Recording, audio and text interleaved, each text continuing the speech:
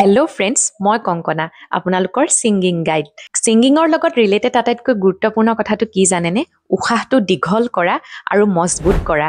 কাৰণ এই কথাটোৱে গীত গাওঁতে বহুত বেছি প্ৰভাৱ পেলায়। মই ব্যক্তিগতভাৱে অনুভৱ কৰোঁ, যেতিয়া মই গীত শিকিবলৈ ষ্টাৰ্ট কৰিছিলোঁ, তেতিয়া প্ৰথম চা লগাওঁতে মই ইমান বেছি দীঘলীয়াকৈ টানিব পৰা নাছিলোঁ। কিন্তু ৰিয়াজ কৰি কৰি চাটো যিমান দীঘল কৰিলোঁ, তেতিয়া মানে মোৰ গীততো মোৰ সেই বস্তুটো এফেক্টটো মই পালোঁ। গতিকে আপোনালোকে ৰাতিপুৱা উঠি যিমান পাৰি সিমান ওমকাৰৰ পাছতে চাৰ অভ্যাস কৰিব আৰু ডিউৰেশ্যনটো আপোনালোকে চেক কৰিব।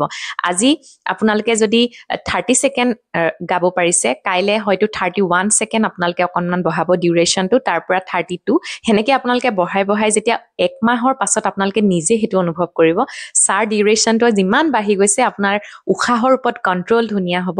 উশাহটো খুব দীঘলীয়াকৈ আপোনালোকে টানিব পাৰিব আৰু খুব এফৰ্টলেছকৈ আপোনালোকে যিকোনো গীত তেতিয়া পৰিৱেশন কৰিবলৈ সুবিধা হ'ব। এনেকুৱা ধৰণৰ ইনফৰ্মেটিভ ভিডিঅ'বোৰ পাই থাকিবৰ কাৰণে এতিয়াই মোক ছাবস্ক্ৰাইব কৰি লওক।